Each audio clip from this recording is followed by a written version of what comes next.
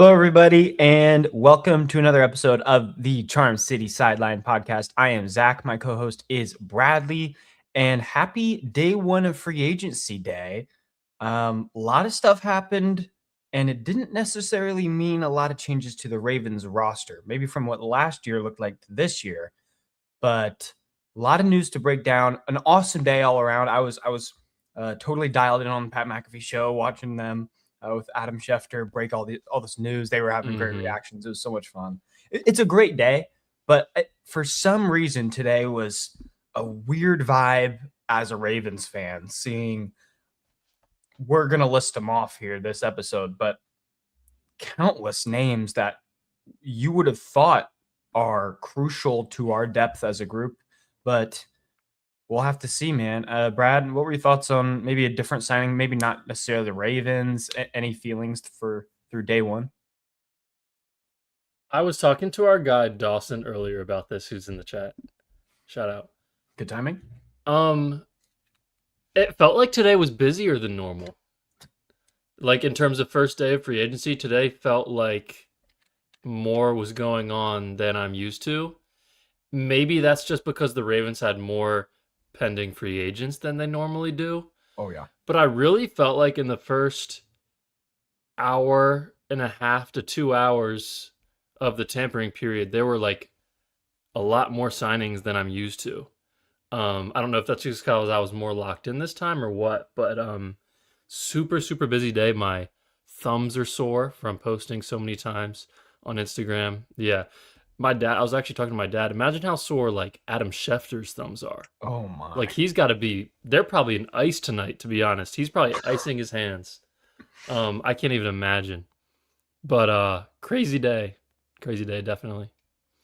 Yeah, I mean, there was so many big names that already were off the market, and like you said, I didn't think it felt much busier than usual, but I think the impact of this new NFLPA rule where they can get a phone call with them through this legal tampering period, I think that made a big difference. And whether that hours divided up between, for instance, the Raiders calling up Tyler Linderbaum, the Ravens calling up Linderbaum, whoever they might be, to actually get an insight on, do you want to be here? How much money would it take to get you here, et cetera, before the actual visiting side of it all happens Wednesday and so forth. So I don't know how to put it. I'm a little upset. I guess it's dampened my hype for the offseason, where you go Minter to Crosby, like we peaked right there of the offseason, and then now free agency starts, and there's 1, 2, 3, 4, 5, 6, 7 names just today that we're going to talk about that are no longer, or are currently free agents, or no longer Ravens. Dude, what the heck are we supposed to feel right now? Like I feel a little down in the dumps, and yeah, it's one day, and the Ravens are probably going to make a few moves to get some guys back, but this is an odd feeling going from such a high to a low, like a low, but it's like we're saying goodbye to so many fan favorite names. Twitter is so funny, and Ravens Twitter is so funny.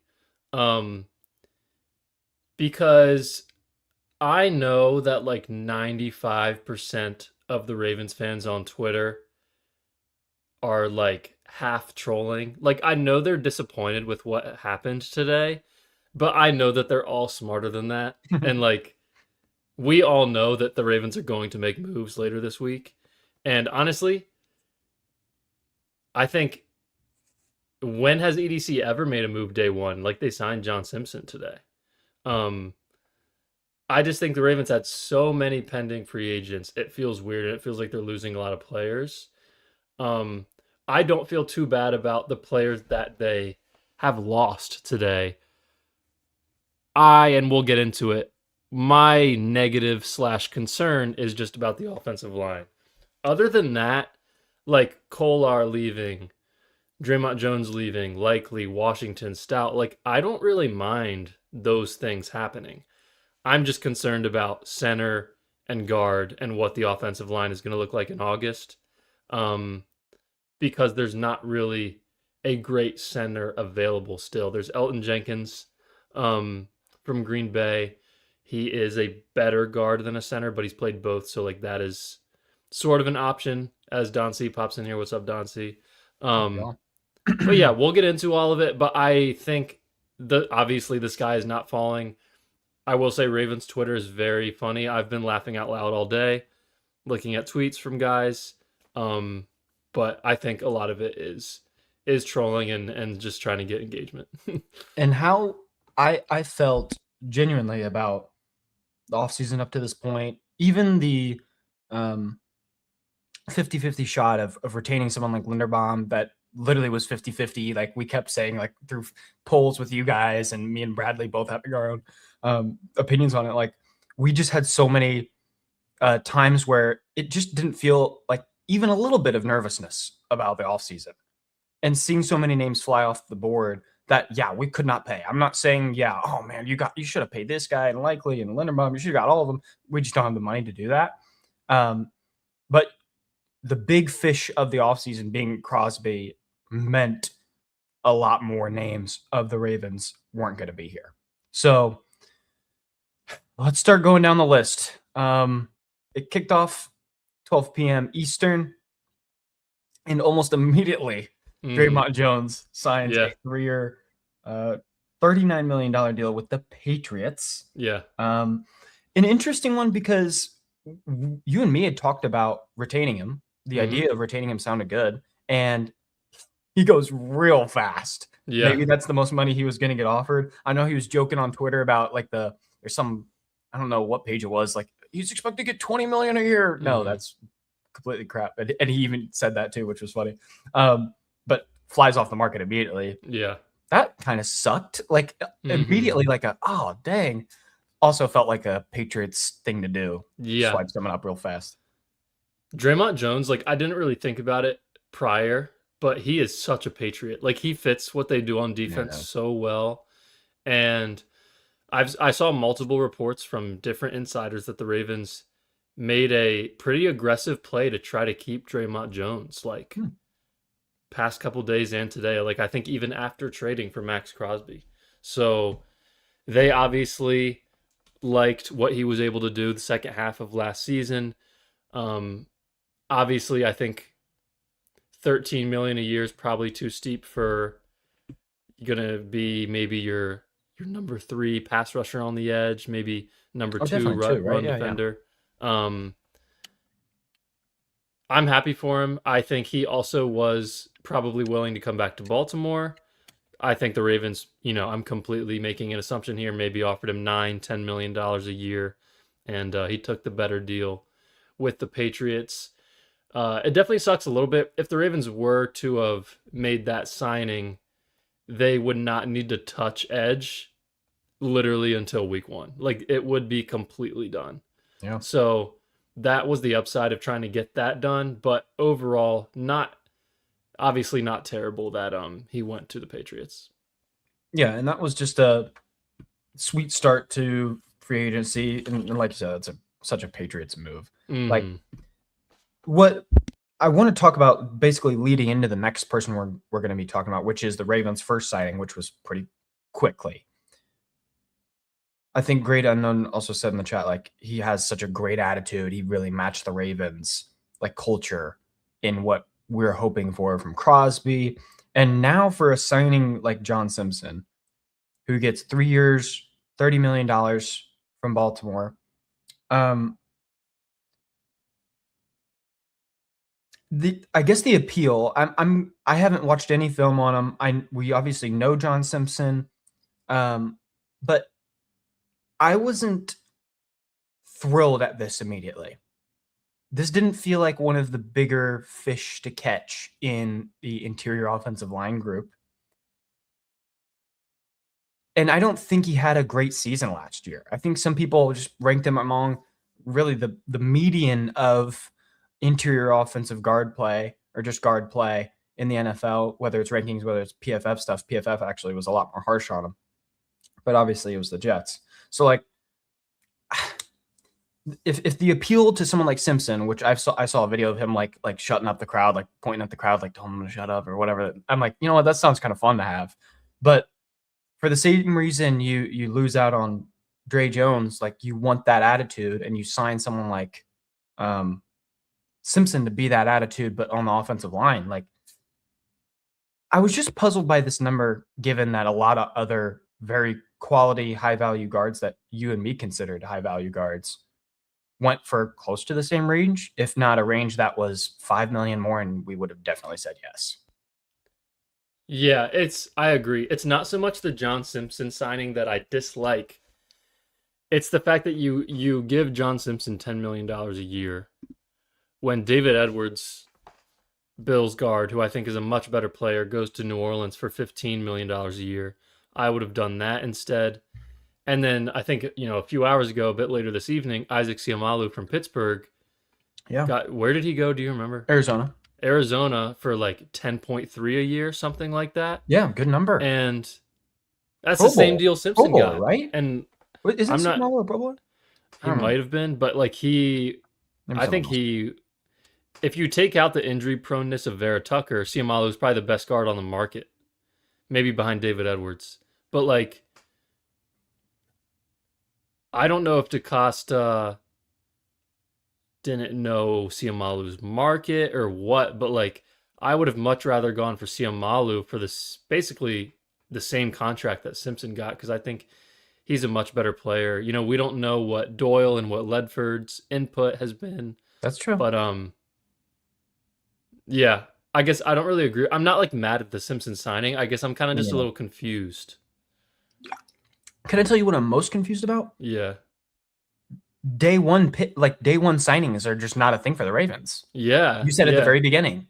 And for him to go maybe within the first hour of free agency, it was pretty fast. soon. Yeah. And that signing is, if we're questioning it and it's 9 hours after, and also there was so many guards paid for close to the same range, I feel like the Ravens made a mistake. That's the immediate thought in my head. Like, why did you jump the gun to get this guy? Maybe it is a Ledford in his ear saying, this guy's legit. Like, I got to have this guy. Yeah. I don't know. We won't know.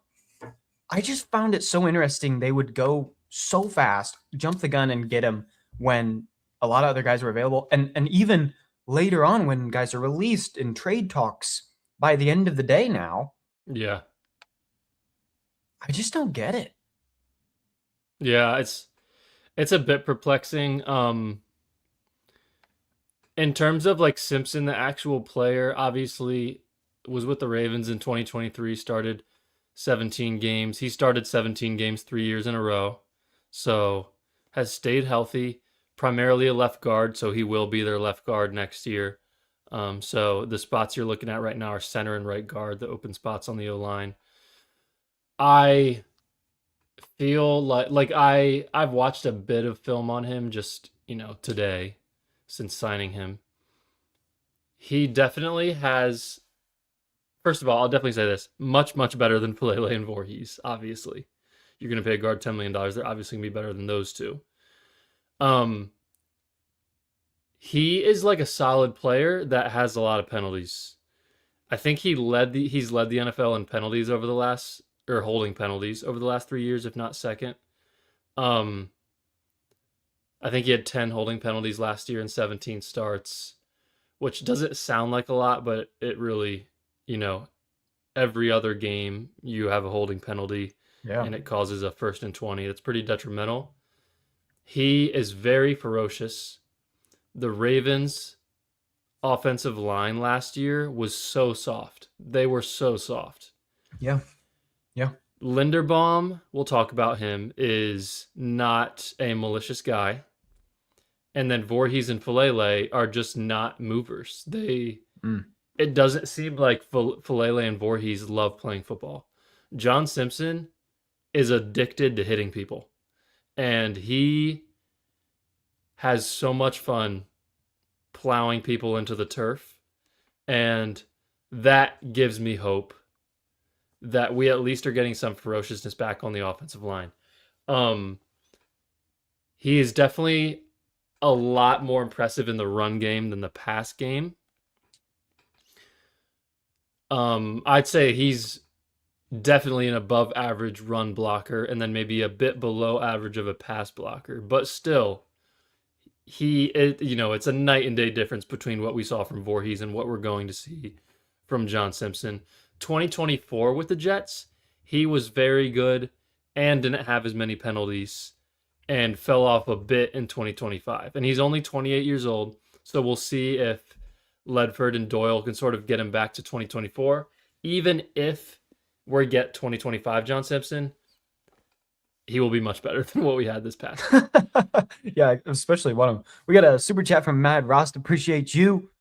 I'm just confused why the Ravens didn't give Tyler fifth-year option and eventually use him to trade for Max. Seems like a misstep when you give a team 2 first-round picks and lose the center to him. And I still love getting Max. Like that. Whenever everyone started to compare Raiders got center 2 first-rounders and Ravens got Crosby, acting like it's a trade, that started to hurt. That started to make me feel like, oh, this day might have sucked for Baltimore fans. And taking a step back, we paid almost the same amount of money for those guys. Both, like, their Tyler's number and now Crosby's number is really enticing, given how much someone like Jalen Phillips went for today. You might have gotten Crosby on a great deal. So the question for me is, like, how do we feel if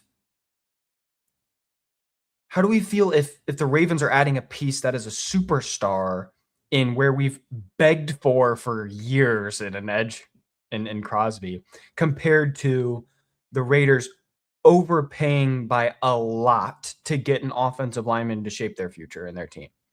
Like, yes, it seems like the Ravens could have handled it better, as in tag and trade, whatever. But I think the Ravens genuinely thought they were going to keep him up until maybe 3 months ago.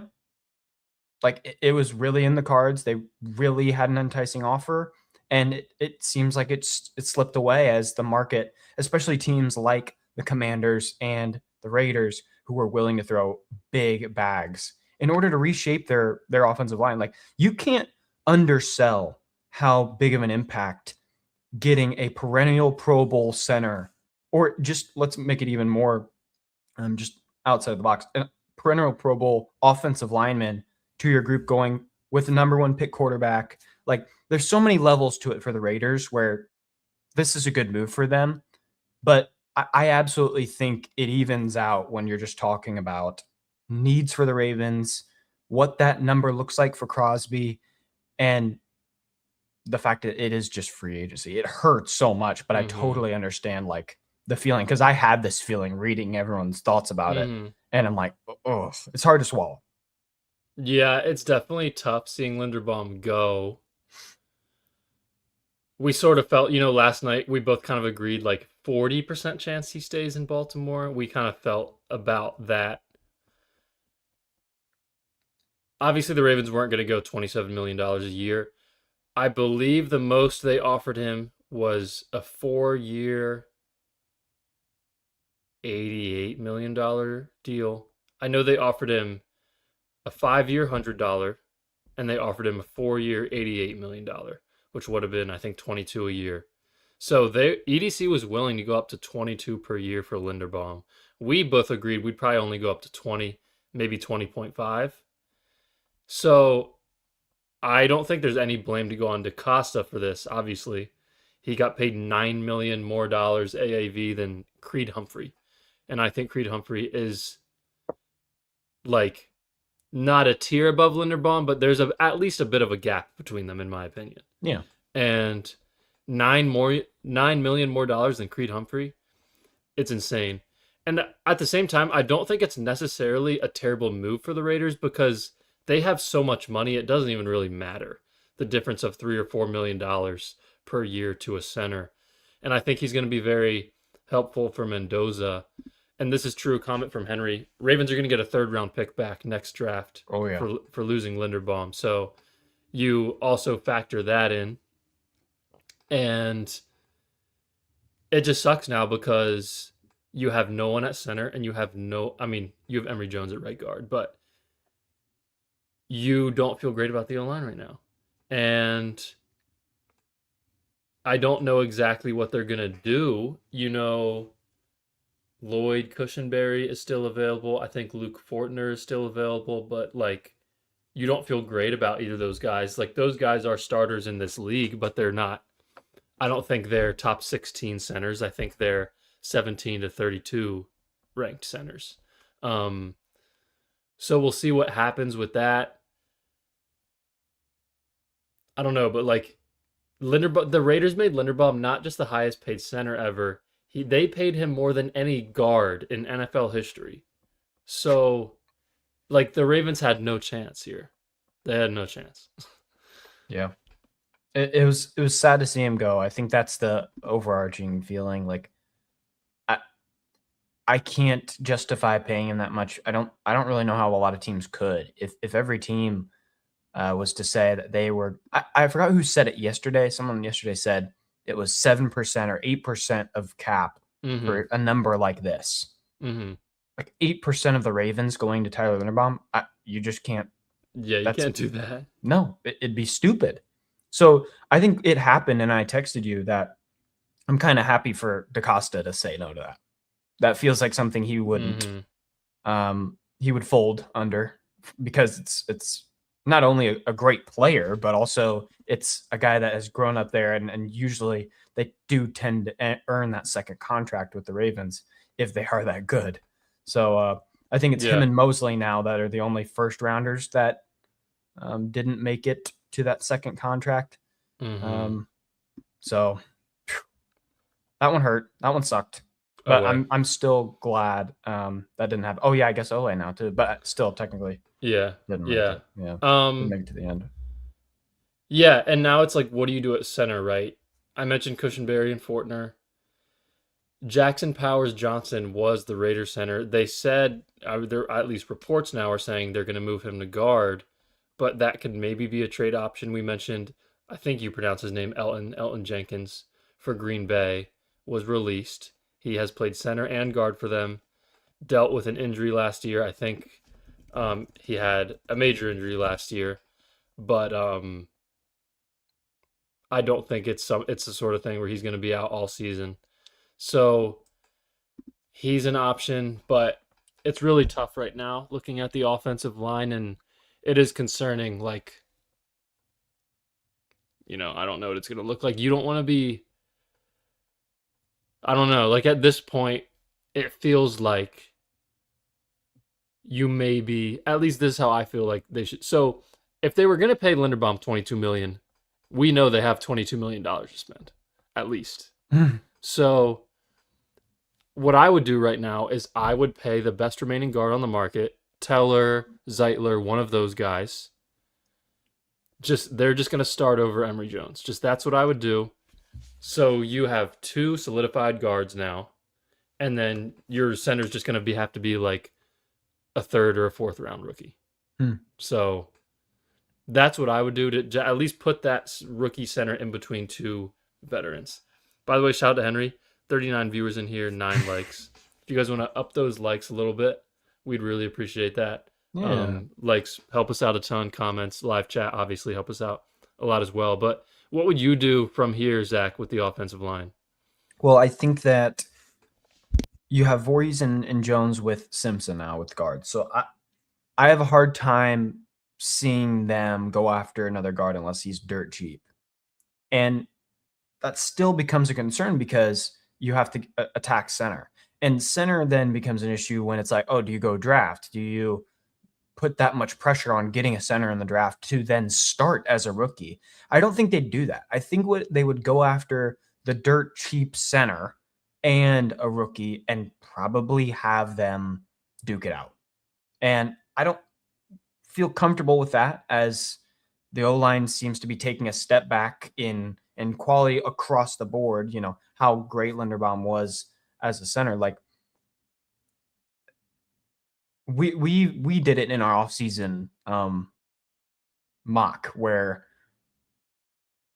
we sacrificed Linderbaum in the middle to get three good guys from left guard, center, and right guard. Like, I think we would all agree with that, but right now it's just the ugly stage of it. I think the Ravens can absolutely get that guard or get that center. There's still options out there. I bet they do it by the end of the week. And I think the Jenkins guy is a great one to mention. And there's plenty of still starting ones, but like you mentioned, um, There's none that are plenty. high caliber anymore. They're all gone.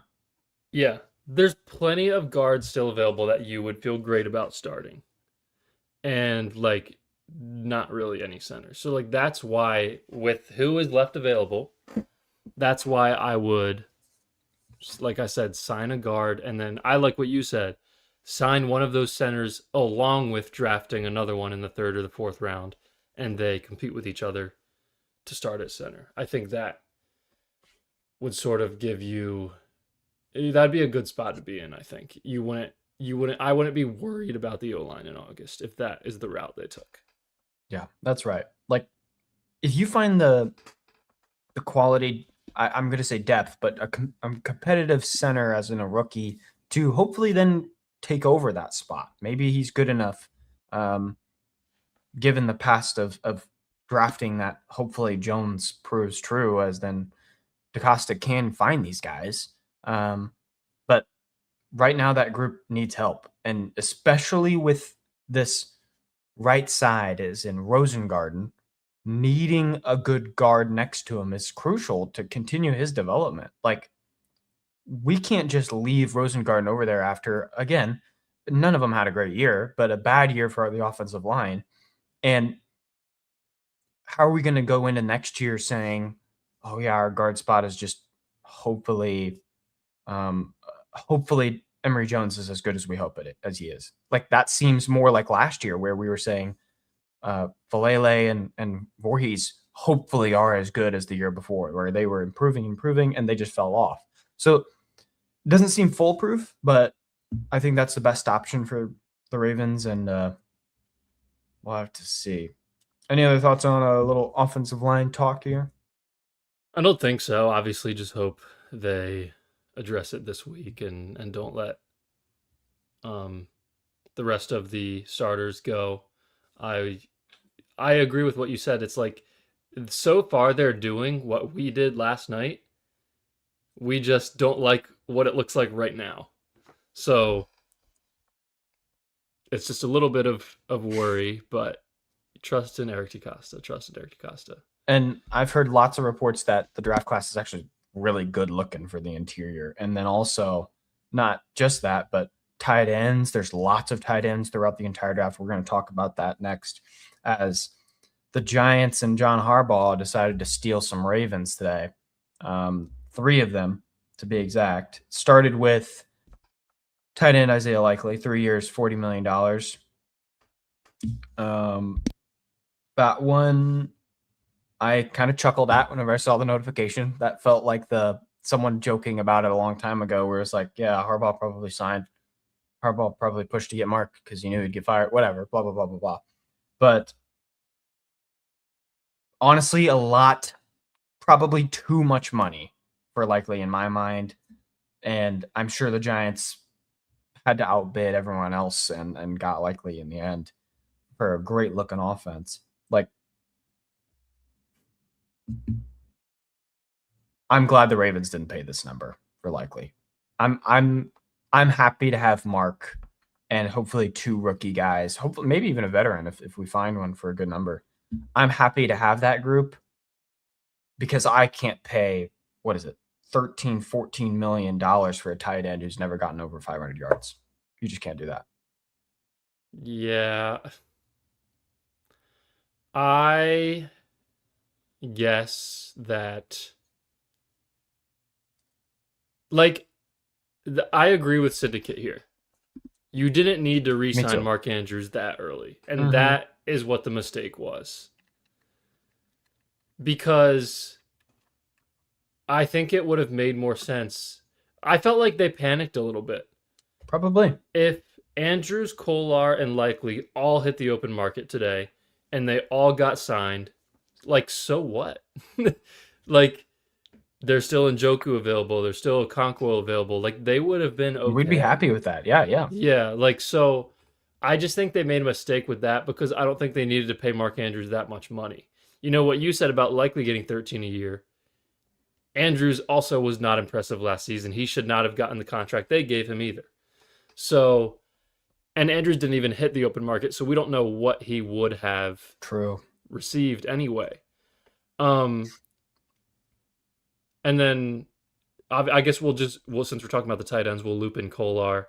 3 years, $24 million with the Chargers. That's 8 per year. Um, Out of the Andrews, likely, and Kolar contract, it's almost like I don't love any of the three of those. Me neither. I don't like any of them. I'm not happy with Mark Andrews' production over the last years, but I feel comfortable having a guy that we know is capable of the big year still, rather than likely who has the potential. He's definitely going to be good with New York. I don't know if he's going to be as good as Mark Andrews was at his peak. And then Collard, I mean, good for him. That's an incredible number. We I am genuinely shocked at and that. we, but I will say I was kind of expecting him to get like 7-ish. So I'm not surprised by his contract. Um, so I don't know, but yeah, it's like so Andrews got 13 a year, likely got 13 a year, Kolar got 8. I don't think I would have done any of those. I don't think I would I have would either. sign Okonkwo or Njoku and then also draft 2. That's what I would have done. Yeah, the Ravens are stellar at drafting them. All three of these Mm-hmm. guys were Ravens draft picks. Apparently, the Ravens know how to draft this position so well. Why would we feel bad if all three walked out? Maybe Yeah. one of them. I do remember the likely. There was some report or something earlier in the year, right, where likely was offered something The and day he got had the hurt. Liz Frank injury, Okay, and he and that's interesting to talk about with all of this because do you remember what that number might have been? no, I don't think it was ever reported, but I've Hmm. seen some rumors that they offered him more than the contract that he got today in August or at some point during the middle of the season. I'm not sure. I do think the Ravens were planning. I think they were about to agree on an extension the day that likely got injured in camp, and the Ravens were like, "Oh, like we're gonna hold off here for a bit." And I don't blame them for doing that because that might have been like 14, $15 million a year, Yeah, but they were going to make him their future number one tight end, and it just yeah, didn't work out. So it's tough. And I would be in favor of an Njoku or an Okonkwo signing. I would be in favor of like drafting a Michael Trigg in the third round, very athletic guy from Baylor. Um, but obviously, they have work to do at tight end now. yeah. It's become a big red circle around that position because we know how much Lamar's loved tight ends in the past, and possibly the best scramble guy he's had and likely is gone now. Yeah, How do you recreate that with just a rookie? Even yeah, I don't yeah, think you can. yeah. You can't And with a and rookie. how do you replace that then? Where's that factor coming from now? Is it going to be in hopefully Bateman's excellence? How can you bet on that? Um, just a sad look another ugly step downward as we go through these guys with the Giants, who um, New York made Jordan Stout the highest paid punter in the NFL, 3 years, $12.3 million. I whatever we were talking about it last night, you were like, I think they could use that. They might give him $4 million, and I'm like, oh my gosh, we're definitely not going to bring him back. It just didn't feel like a real thing that was going to happen. And today, he heads to New York along with Ardarius Washington on a 1 year deal. Um, Ardarius stings a little bit to me. I thought the Ravens could get him back for a really cheap deal, really cheap number, because take away that injury and he's just a bruiser of an incredible, great depth slash capable starting safety. Mm-hmm. If you had told me he was going to be the 3 for us, like I would have been pretty happy with that. He Mm-hmm. knows Baltimore well enough. He can fit in with Hamilton and company, I would be confident. But you lose him and you lose Jordan Stout. Just adding to the long grocery list of things to address. And we talked about it, I talked about it, that the draft is going to have to fill a lot of those needs. You've got 10 picks now. Like, Yeah.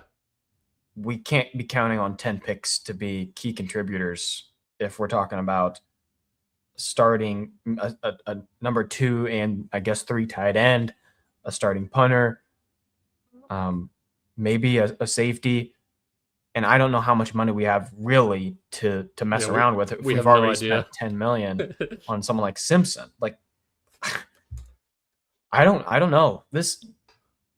That group right there was probably the last straw of me feeling good in free agency. The other two guys that were, well, we already talked about Kohler, but the other two that we are going to mention, I just kind of brushed off. These three were like okay, Harbs, Yeah, it's like chill relax, out, buddy. John. You're like, good Lord. Those must be his guys. Do you feel like any of this is like has some pettiness to it? Do you think he's genuinely like trying to sign the Ravens free agents? I think Like he's just trying to because? because he must have had great relationships slash what he wants to do for New York to recreate a little bit of that spark he had in Baltimore in New York. Like the highlight plays, the possibility of the scramble drill with likely an all pro punter to be, a special teams guy, because that's what Harbaugh is. And then Ardarius, a possible cheap option to create some game wrecking plays. It just feels like those are good little key pieces you can pick from, along with, Mhm. New York and just being a young team. All those guys are young guys that hopefully can be there. And Mhm. yeah, great comment. It's a familiar vibe that hopefully he can sprinkle his the same attitude and way he talked to the Ravens group. He can use those guys as chess pieces within the locker room, maybe. It's interesting. So obviously Stout, the Ravens can't pay him $4 million a year right now. Good for him to get $12 million with the Giants. Highest, I don't know, maybe highest paid punter ever. Isaiah Likely, I don't know about you, Zach. I didn't feel like Harbaugh and Likely had a great relationship. Me neither. Weird. And Harbaugh is the head coach of the football team that didn't use Isaiah Likely enough for 4 years. So it's like, I mean, I guess they just gave him $40 million. I get, he's not going to pass that up. Right. But it's an interesting dynamic combination there, decision. I don't really understand. I wasn't expecting the Giants to sign Likely. And then Ardarius, I saw some reports that basically he was very impressive to the Ravens' former defensive coaching staff because of his grit and his toughness, not so much his talent. And then Minter, Weaver come in, and they kind of just see a small safety that can't make all the plays on the field. Hmm. So I think that's sort of why the Ravens didn't retain him. I believe we still have not gotten a number on his deal, but you would assume somewhere between 1.5 and 3.5 million for Washington. Um, we in our mock off season last night, we signed PJ Locke for like 3.5 or $4 million. Yeah. I would rather have him than Ardarius. We'll see what the Ravens end up doing at their number 3 safety spot because they will need to make a move there. Um, but yeah, Giants took 3 former Ravens today. Yeah, I bet they take another too. There's still plenty of names, and even someone like Ricard could be a Yeah. giant given Harbaugh's mentality through all of this, and whew, that would be a little ugly. We mentioned Kohler already, Yeah. but another one ugly offensively. It doesn't mean that we're not going to get him back, but it's just something that is to note. The Ravens did not place a tender on running back Keaton Mitchell last night. If you recall, during the offseason simulator, we put a right of refusal on him. It costs about $3 million to keep him. Three I and a assume half. it'd be around that range. The Ravens essentially choosing Justice Hill over Keaton Mitchell. I Yeah. found very interesting. Um, the incredible plays from both of them matching up seem even to me. I think that's going to sound a little crazy. Keaton Mitchell was a lightning bolt of a running back, but Justice Hill had unbelievable plays, conversions, making miss attempts. Like he was a genuinely good third down running back that I felt very comfortable with whenever he was out there. When it was Keaton versus Derrick Henry, it felt like such a big fall off in running backs, right? When you guys we would talk about the games in how Derrick Henry's in the ball, it feels like they're always going up the middle and Keaton's always going to the outside, or um, like it feels so obvious what the game plan is running wise. Now with Justice back in the mold, you get the blocker, you get the pass catcher, and more of the veteran feel of it. There isn't the Keaton Mitchell. This is going to sound mean. If Keaton Mitchell got touched, he gets freaking thrown. He's just a small guy, a very small guy. So this isn't letting him walk. Let's make that clear. He could be back. He could still be the lightning bolt that we had last season. But I'm going to agree with them and say I would rather have Hill than Keaton Really. Mitchell. Yeah. I would rather have Keaton Mitchell. I feel like some factors go into it to me. Number one, Justice Hill had like a neck injury last year, and we never heard anything about it. Never. And I feel Ugh. like we kind of just assumed he would be released because We didn't hear about we didn't know what was going on with him. And then I saw him at Jesse Minter's press conference, and I was Oh, like, yeah. I was like, that'd be awkward if they cut him after he's at Jesse Minter's press conference, which maybe he already knew he was going to be here next season, and that's why he was there. Um, because the Ravens would have saved what 3.5 to 4 million if they cut Justice Hill. Yeah.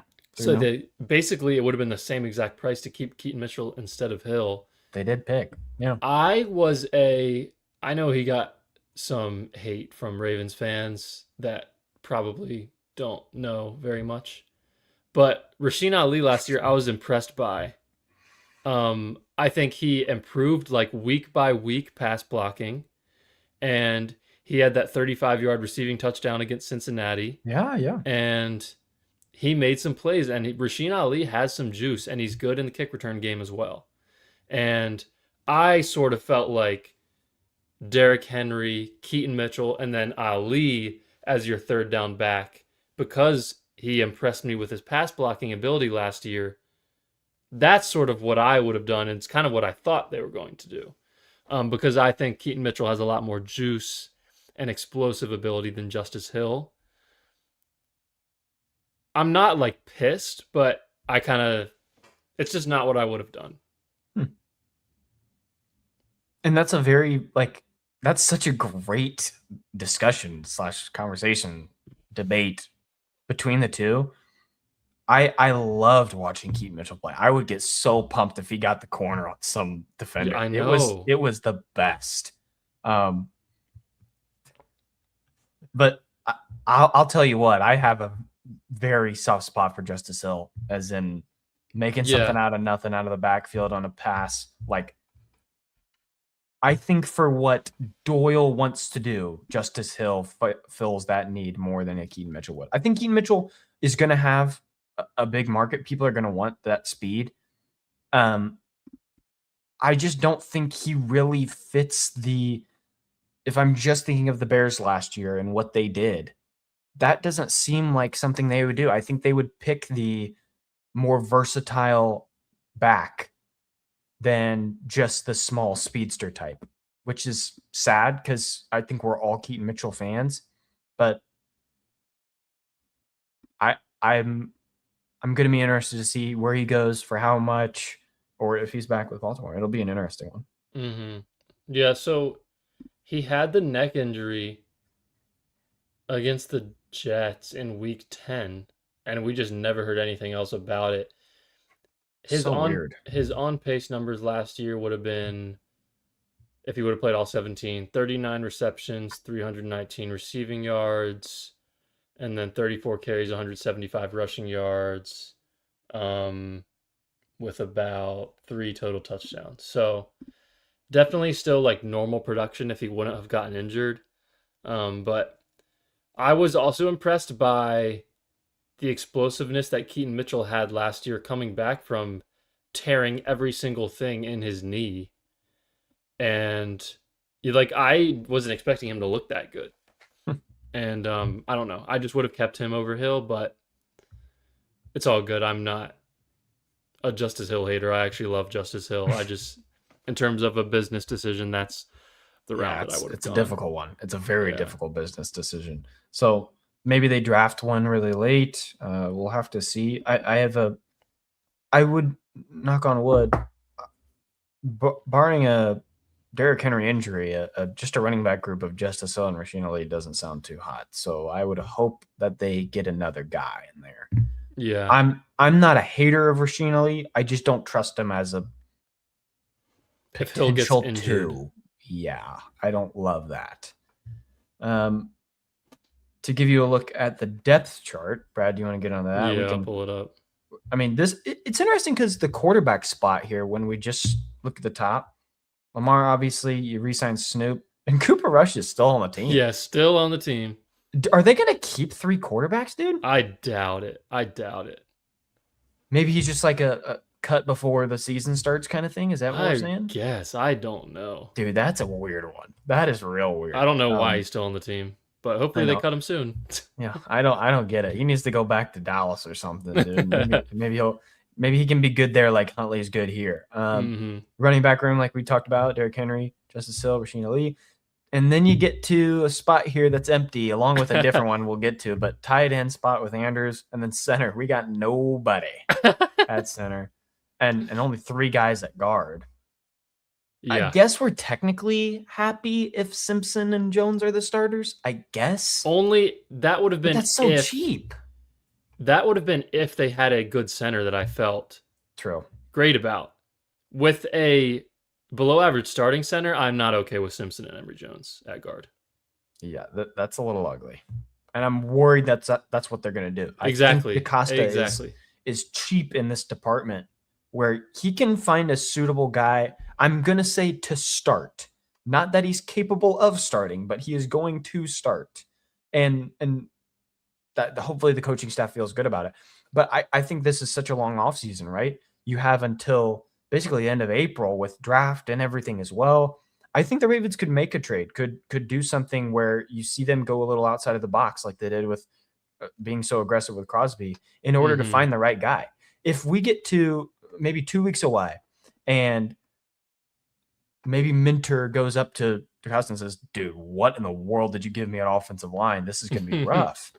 Like even the Raiders just now, they seem to have a pretty competent one. They just bought their own way. Bears did it last year, and Doyle's very well aware of that.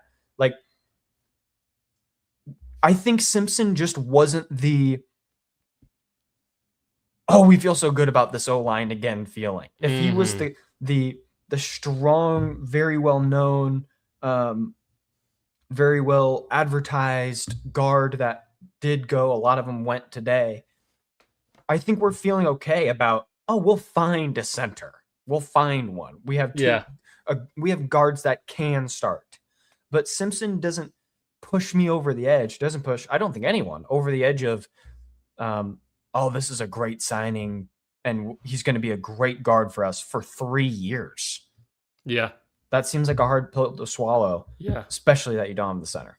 Yeah. So like you mentioned it, last offseason, the Bears traded for one and signed 2 interior offensive linemen. They had no guards or a center, and they acquired 3 early on in the offseason. So it can be done. If John Simpson was the 3rd best guy that the Ravens acquired on the interior, so if they acquired a center that I felt like was a better overall football player than Simpson and a better guard than Simpson, I would feel great about the John Simpson signing.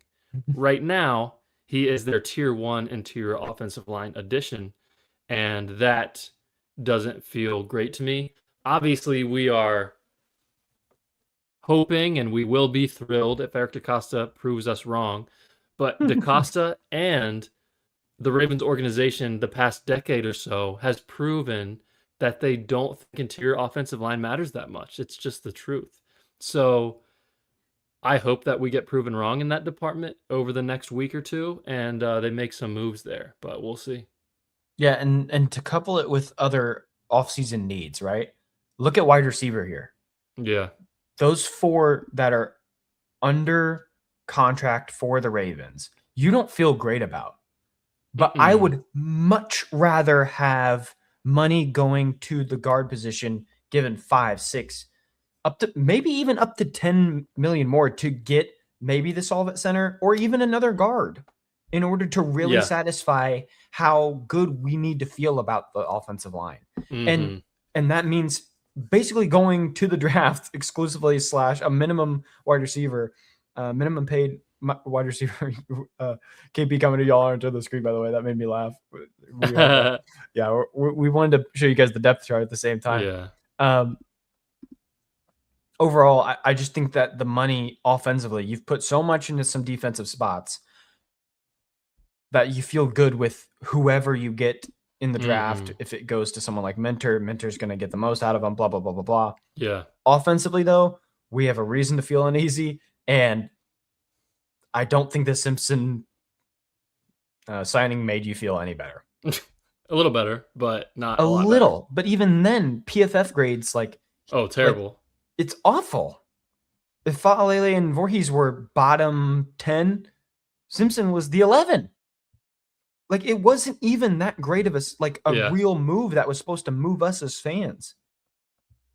I don't feel comfortable about it. It's not a signing I think you or me would have done. That's one. And then 2, why did he do it at the freaking start of free agency? That's not the Ravens. Yeah. It's not the Ravens to trade 2 first rounders for a superstar. So I can't have my cake and eat it too, or whatever. Big my cake, whatever. I don't remember what the saying is. But still, I don't like the look of how the offense feels right now. You have no tight ends. You don't have the true wide receiver 3 / I guess 2. You don't feel great about. But yeah, like RQ just said, it's only March. We've got plenty of time to address it. We're just concerned right now. But right now, for a start of free agency, there wasn't a lot of reason to not be a little worried. Yeah, like all the news that broke today. Zach and I started this podcast in December of 2023. And this is our 3rd off season doing this podcast now. The first 2 off seasons, we were like, they need to do more on the offensive line. And they didn't. So we are just trying to hammer that drum and hope that they do it this time. Obviously, we'll be thrilled if, I will say, if DaCosta goes out and signs a Zeitler and then trades for a center, I will be surprised. I will say I've been proven wrong. I hope that happens. I'd love for that to happen. Should we transition to the defensive depth chart? Yeah, what it's looking like. I'm looking at it here too.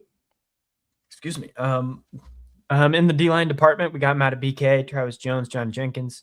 Still have Broderick Washington. Yeah. That's a questionable one too. We talked about maybe Minter wants to keep him around to see what he's capable of. And Peebles is another example of that. But obviously someone we genuinely do want to keep around. Then at the edge, you got Mr. Mad Max, Tavius Mike Green, Adisa Isaac. I think there's still probably a move there. Maybe it's the draft. Maybe it's the veteran. Yeah. Inside linebacker, pretty great. I have no complaints there. That's, again, like we talked about, the healthiest spot we have. Corner, maybe another guy. Maybe the Awuzie signing covers that bandage. It really could just be a veteran signing away from being happy with going into. And then safety, like you talked about earlier, you hopefully find a guy, but that could easily be the post-April signing of a safety that just fills that need for a 3. I don't have a lot of complaints here. I'm not really banging the drum in this department. I feel good about the defense. You can't really convince me otherwise. I think the Ravens are going to attack this in the draft along with finding some very cheap names as time goes on. It's Yeah. just the first day of free agency. As time goes on, you're probably going to learn of a couple good names that would take less Yeah. and attack them. So I hope DaCosta takes this side just a little less serious now that Crosby's here. So Minter can just have his hands on work and get the most out of some of these guys, get more out of some of these superstars that we hoped for. And yeah, Brett just said it in the chat. I think it's close to perfect for right now. I would be very happy with this group if it stayed this way for probably a month. I think I'd be okay with it, knowing that there's still plenty of off season. So any thoughts in, I mean, I know you're a big advocate of the safety, and I think we both agree we want a corner at some point, but I don't think, again, it's a glaring need for now. It's not a now issue. I agree. So we both agree we're concerned about the O-line. I'm not concerned about anything here yet. Right. So, in my opinion, if we're talking about from now to late August, they need one more edge. They probably need to sign. Edge, yeah. Like, but even like I would sign maybe like a Clowney or something to be your number 3, number 4 guy in a rotation. Love it. I would sign like I'd spend $2 or $3 million on an interior D-line guy. We talked about Deshaun Hand possibly. He was a solid player for the Chargers last year, might command $4 or $5 million.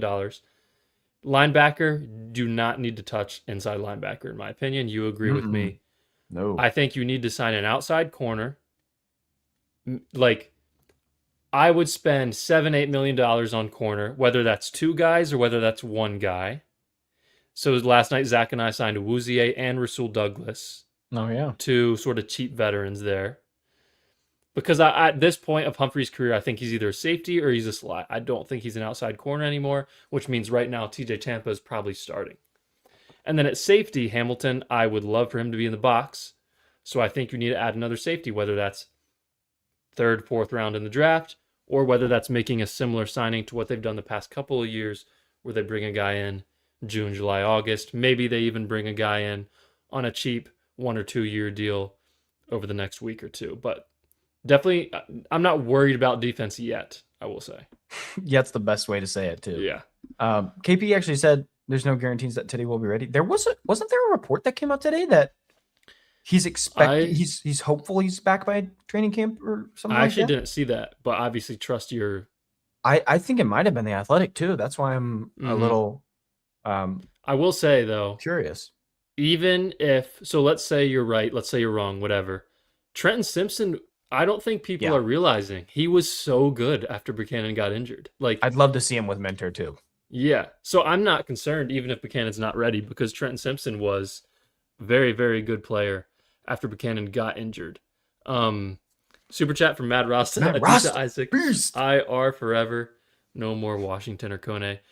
The Broderick Washington thing is very interesting because... Yeah, it is. 2022 and then even a bit of 2023, he was a good player. They extended him, and then past 2 years hasn't done much. Excuse me. Maybe Minter wants to keep him around. You know, we mentioned that they would save like $4.5 million if they cut him.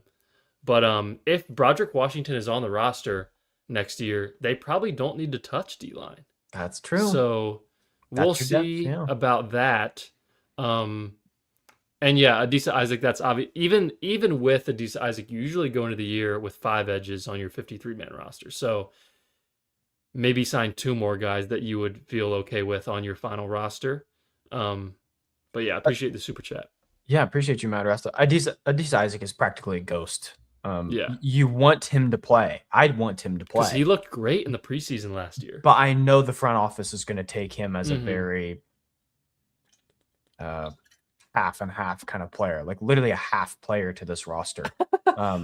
That's that wasn't meant to be mean in any way. I'm just saying that you're not going to take him super seriously as the 3 or the 4 as an edge. They're going to address that. Even though we do have Max Crosby now, they will get another guy. Because they tried to get Draymond Jones. Yeah, and plus that, like, I think Clowney is the perfect fit. Yeah, that is just the match made in heaven. A guy that takes advantage of the other side. That's very good. When he had Matabike in the middle, he had He matched his career high in sacks, Mm-hmm. and then you'd add Max Crosby to the other side. That sounds great to me. He played his best time with Weaver. So that would be my dream edge pick. He'd hopefully be cheap. But I man, will we're give throwing some shade at the decent. I will give Adisa Isaac credit. So Amon Marshall, I don't think I ever saw him. Like I genuinely think I Amon don't think so. Marshall Yeah. was a ghost.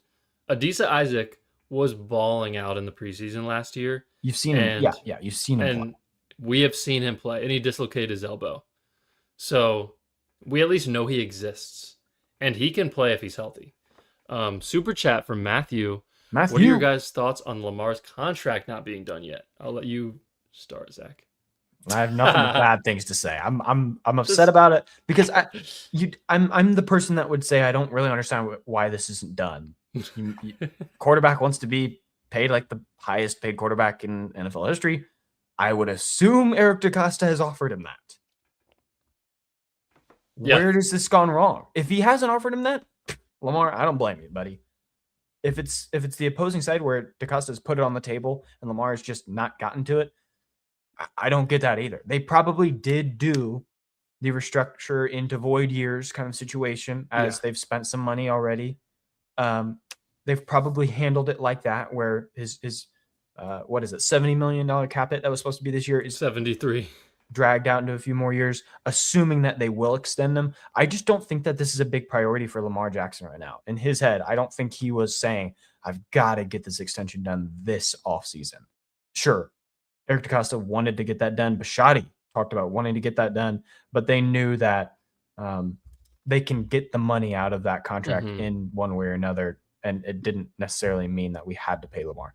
But again, if you're someone like Lamar Jackson, and knock on wood, he's had some injury history the last few years, missing a few games here and there. As time goes on, he gets older, and you probably increase that risk just a little bit, even just by a hair. Like, you would think someone like him would sign the extension as fast as possible. Like Mahomes was immediately as the offseason began, he restructured his contract. Like there's maybe Jared Goff did too. I don't remember. There's a few names, but I think Josh Allen's gotten another extension too. Sure. There's countless quarterbacks that are very good and would easily agree to this, knowing that more money is on the table for the team to succeed. I don't get it. It's obviously not that Lamar Jackson doesn't want to win. He's getting excited that Max Crosby's getting traded to the team. It's just that what's the holdup?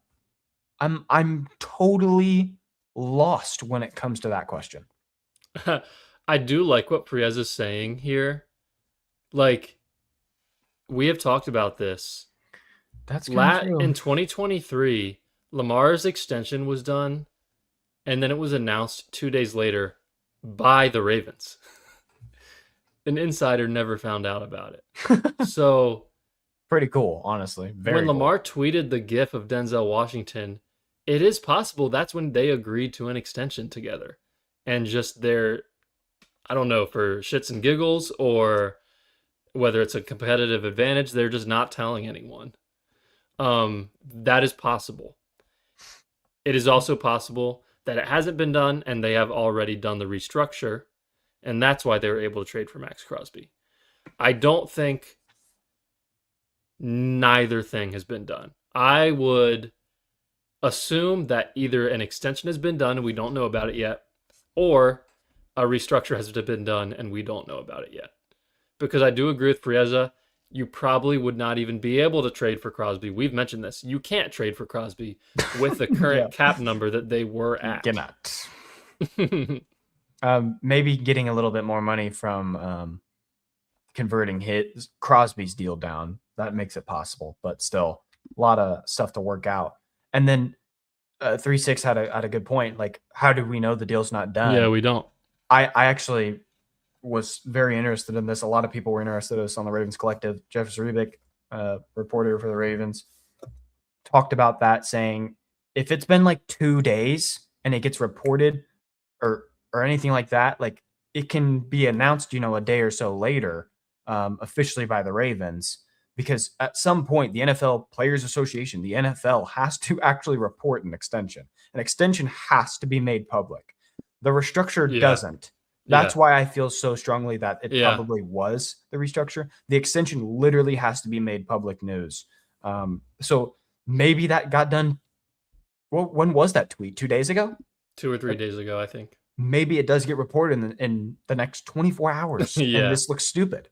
But that does add up in the fact that you do have to report that number in order to make that Crosby trade to sign John Simpson. Like there's probably more moves to be done as well. Like it's going to have to come out at some point, whether just by assumption of the restructure or by an extension.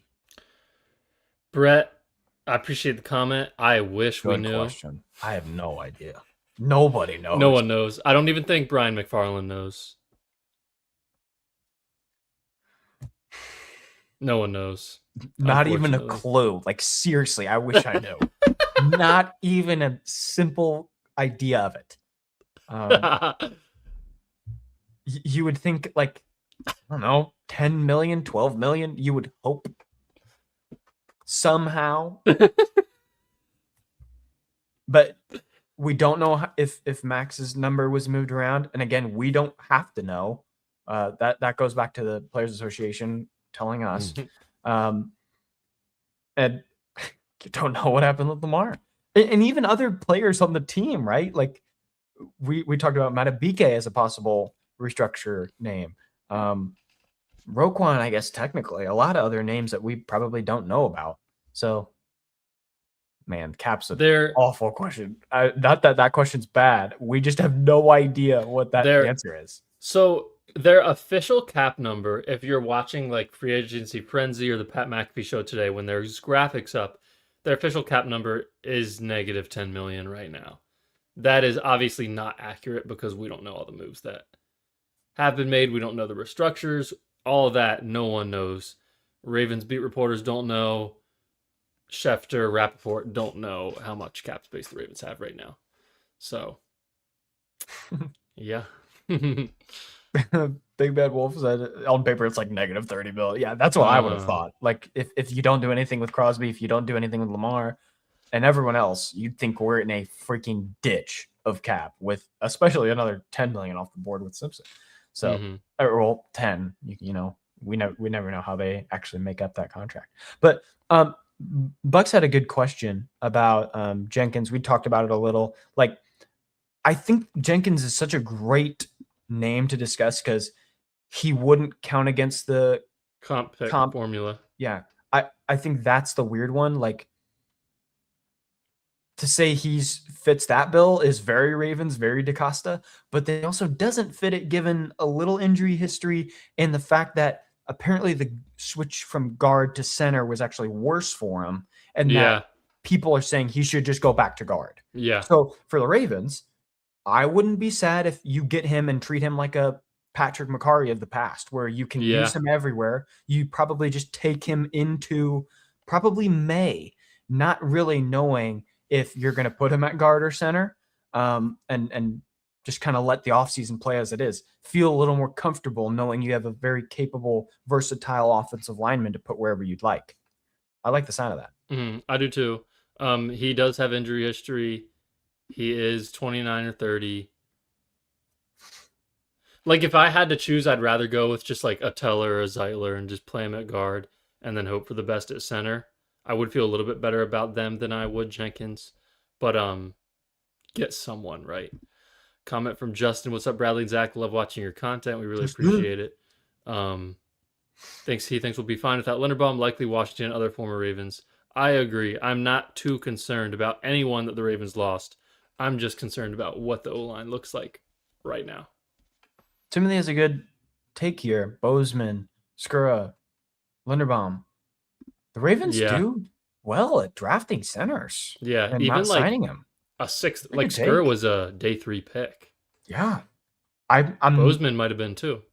The issue being for me is needing this offensive line to be really good off rip. You're not going to have it. It doesn't seem like you're going to have any more help at wide receiver. you need the offensive line to be well sure that it's going to be firing on all cylinders. And do you go into next season with just that, obviously day 2 or 3 pick starting now? Mm-hmm. Do you think the Ravens would be comfortable with that, or would you think that you go this cheap, startable option, and also the rookie, like we had mentioned earlier? I like the second option. And in terms of feeling comfortable, probably not. But like I said, if you have a veteran right guard and a veteran left guard in John Simpson, I'm okay with the rookie center starting. We have not mentioned Corey Bullock. So Corey Bullock is an He's a free exclusive agent, isn't he? rights. He's an exclusive rights free agent. So basically, that means the Ravens can sign him to a veteran minimum deal, the cheapest deal possible, and he has to accept it. So if the Ravens want Bullock to be on the team, he will be on the team. Maybe we see Bullock and a 4th-round rookie center battle it out. I like that. As long as Zeitler, Teller, etc. is your right guard. Yeah. Doesn't feel like that's the route they're going to go. It doesn't right now. It feels like it's going to be Emory Jones, and Corey Simpson, and however you're going to bandage up the center now. Put a Band-Aid over a gushing wound. But we obviously would love to be wrong. I would kill to be wrong. But I'm getting nervous after day 1 specifically. Mm-hmm. Mm-hmm. Yeah. I would say last thing for us to talk about, Zach, tonight is just a brief conversation, but obviously you don't have a punter now. Let's just not draft one in the 4th round again. With the holes on the Ravens roster, we need these 4th round picks and 5th round picks to draft actual football players and not kickers and punters. I would sign an undrafted rookie punter or 2 and just hope for the best. I really think that's... Wow. I mean, what else are you going to do? I'm sure there's a veteran that would play on a low number. I mean, I'm sure. Go after that and do the undrafted guy. Mm-hmm. Do the 7th rounder. You have 3 of them now. Whatever you got to do. I hope that's I think that's... Yeah, I saw the Giants release their guy too to get Stout. Maybe we just swap punters. That sounds fine to me. I'm just nervous about a undrafted free agent that hasn't ever done it in the NFL compared to a veteran right now to help out this team. Because I think it's Gilliam or something like that. Yeah. I'm real cheap. Absolutely. I do want to dive into this a little bit from KP. So John Harbaugh probably advocates for Mark Andrews to be extended midseason. And then he gets fired, goes to the Giants, and goes all out for Isaiah Likely. That's 1. 2, he praised Daniel Falele for 4 years, defended him, kept him in the starting lineup, and he's signing every Ravens player under the sun besides Daniel Falele. That's 2. 3, the same thing with Zach Orr. Defends Zach Orr, was going to retain him in 2026 if he was still the Ravens head coach. Zach Orr was going to be the Ravens defensive coordinator. And guess what? He doesn't even bring him to New York as a position coach. Zach Orr is now the linebackers coach in Seattle. So, yeah, I don't think any Ravens fans are too fond of John Harbaugh right now. I'm sorry. I'm looking up when the Ravens extended Mark Andrews. Because that it says December. We were at best 7-7. Is there any reason? I was trying to think, why would Harbaugh advocate for Mark Andrews if you're 7-7? And there's been whispers of, wait, Harbaugh might lose his job. Is he on the hot seat? I don't think there was at 7-7. You just come back from an incredible, what was it, 1-5, whatever it was. You'd come back from that spot. It doesn't seem like you could start plotting if you're 7-7 and you're like, wait, our season might be turned around. We might actually make the playoffs. We might be winning the division in a bit here. that it doesn't seem like he was really plotting against us. It feels But like it. what the heck? You get a few familiar names, especially someone we have really I'll confident say thoughts in and likely. I'll say this about John Harbaugh. Either he's been plotting against the Ravens, not very likely, or he has extremely inconsistent views and opinions on football players. It's one of those two. It can't be, nothing else can be true. So obviously the second option is probably true. I don't understand. I don't understand. So yeah, that's John Harbaugh for you. It was funny last night. Zach and I drafted the guard from Oregon with the 45th pick in our mock draft, and we were saying, let him and Emory Jones battle it out, and we were like, we said it at the same exact time. Harbaugh's gone. The best guy is going to be starting. We literally said that at the same time. Yeah. As in, yeah, shout out to Brett.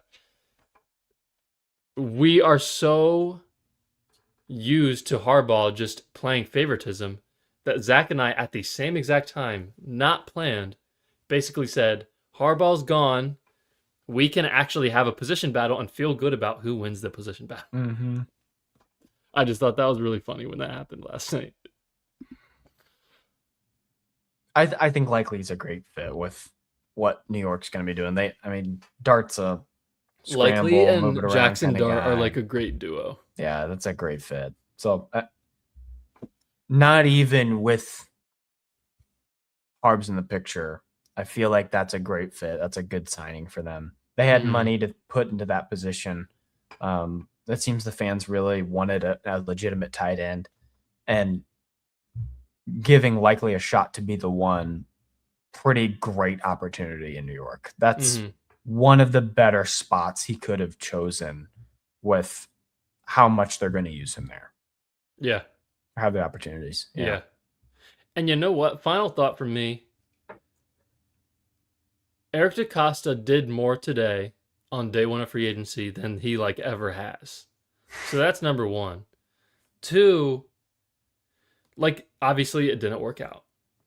But they signed Marcus Williams, I believe, on Tuesday when they did it. Mm-hmm. And I might be mistaken, but I feel like they signed Earl Thomas and Mark Ingram on the second day of free agency too back in 2019. That actually sounds right. So it wasn't for anyone that's pissed or concerned about day one of free agency, this happens every year. I'm honestly the only thing I'm worried about is the O-line, just because the Ravens have shown us they don't care about interior O-line in the past. Other than that, I have no problems with what happened today. Yeah. And I don't think you do either. So no. Even controversial ones, do you pay Linderbaum? Do you keep Keaton Mitchell? Even then, it's I think the Ravens they really know what they want. Yeah. Really have the offseason game plan written up, and they're following that script page by page very precisely. As in, we're going to attack the edge position. We're going to get an offensive lineman. We've technically checked those boxes. 100%. Technically. 100%. It's not as aggressive as the edge department was. That's capped off. That's the max. But literally the max. And then offensive line was John Simpson's a good name to throw into the mix, but he's not the name we had hoped for. And that's kind of where we started with the whole thing. As our friends Purple Rain podcast pops in here. Appreciate you guys. Go subscribe to Sutton and Alex. Yes. What was I gonna say? I forgot. Just the philosophy of the Ravens with their free agency this time. It feels really. Oh yeah. It seems methodical. I don't know why you would attack the guard position day one. That's the only part that I can't figure out. Hour one, day one.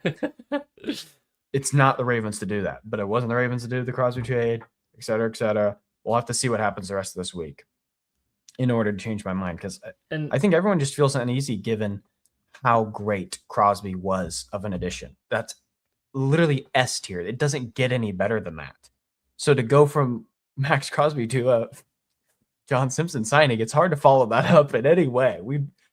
I don't know if we're going to be happy if we never traded for Crosby and only signed Simpson. Like, we'd probably still be here like, oh, really? Like, but there's a little extra feeling. Yeah. And guys, like, there are 3, 4, 5 teams that are contenders, great organizations that have done absolutely nothing. Like, this happens every single year where everyone overreacts to day one, day two of free agency, and it's always fine. So let's give it a week or two. A lot of teams spending a lot of money And today. the teams that spend a lot of money, the teams that spend a lot of money money. in free agency suck. They suck. That's why they're doing that. So we're good, guys. Zach and I, concerned about the O-line. I'm telling everyone else, don't be concerned. That's the only spot we would hope is still addressed in this coming week and really the offseason in general. I think heavily that's really addressed. Yeah, that's the only thing left. Other than that, we know that the Ravens will fill those It's just spots depth with everything pieces, else. yeah. You got anything else? I don't think so. Appreciate you all for coming through, saying what's up in the chat, throwing us a like down below. Oh, Dawson just said Alohi Gilman to the Chiefs. Another Raven. Okay, so Alohi Gilman, 3-year, $24 million to the Chiefs. $8 million a year for Gilman. I am glad the Ravens didn't do that. Wow, that's a lot of money. Jeez. Wow. Yeah, I'm totally with you. That's I don't know if I would have given Gilman. I would not have given him 5 a year. Me neither. That's a lot of freaking money for a guy that he misses totally changed. Sure. That's the negative. But the positive was he genuinely impacted our defense. He changed us from a lost team to a 100% pretty good, confident team again. When was it? It was probably November, December. Maybe before that. But still, a guy that you swapped at the time for someone like Odafe Owe. Owe got paid a lot of money today by the Commanders. Gilman still has that potential. We just couldn't. Again, another name. You just can't match this price tag if you're Baltimore. And especially with how you and me think of him. Like, I think some others too. Sad to see him go, but I mean. Yeah, I'm good with that. Yeah, I was almost kind of concerned. I was kind of concerned the Ravens were going to re-sign Gilman because I didn't want. As that 3. Yeah. Hayden Hurst retired, by the way. Oh, that sucks. Dang. Spencer Schultz tweeted, realistically one of the most insane draft picks ever, which I agree with. That was a very perplexing selection. It's overlooked how bad of a pick that was because they got Lamar Jackson 7 spots later. But oh my goodness, what a terrible pick. They could have had DJ Moore or Calvin Ridley that draft. Whew. But anyway, shout out to Hayden Hurst. A big congrats shout out on retirement. I saw him get drafted and then went to bed. I didn't see Lamar Jackson get drafted. Oh my goodness. I forgot about that. That was your. Pick, so. I forgot that was your 2018 draft story. Bro. Yeah. That's crazy. Can you blame me? I was tired after staying up way too late watching Ravens pick Hayden Hurst. I'm like, okay. You're just like pissed and went to bed. What was he, 25? 25. Yeah, he was like freaking 37 years old, bro. It's so bad. Oh my goodness. I remember I was like, wow, this is a pretty fire pick. And he was 25. That's when I was like a little scared. If Hayden Hurst was in the 2026 draft class, like if it was the exact same prospect, now he'd be like a 5th round pick, I swear. Another 3rd, maybe. Yeah. But anyway. From that range, though. Shout out to Dawson for getting that in before we were done. Yeah, what a freaking Schefter moment from Dawson. Our insider. I actually didn't have a notification of it either. I was like, what? I did, but I was not looking at my phone. Oh, that's cool. All right. Thanks everybody for coming out. We'll be live, I'm sure, another time this week to talk about some other moves. I'm hoping the Ravens make another one. But Brett with another insider.